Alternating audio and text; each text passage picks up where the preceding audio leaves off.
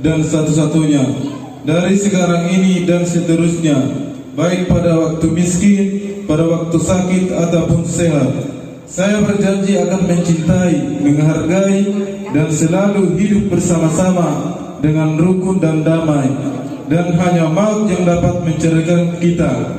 Sebagaimana ini, dengan hati yang saya sungguh-sungguh, dan saya berjanji di hadapan Allah, Bapa, Anak, dan Roh Kudus, Tuhan Yesus Kristus, dan sidang jemaat ini. Amin. Sekarang pengantin perempuan.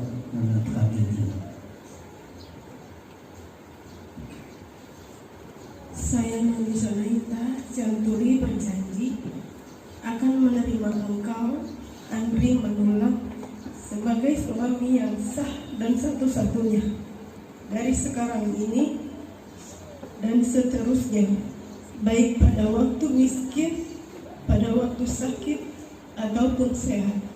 Saya berjanji akan mencintai, menghargai, dan selalu hidup bersama-sama dengan rukun dan damai, dan hanya maut yang dapat menceraikan kita. Sebagaimana ini dengan hati yang sungguh-sungguh, dan saya berjanji Dia adalah Allah Bapa, Anak, dan Roh Kudus, Tuhan Yesus Kristus, dan sidang jemaat ini. Amin.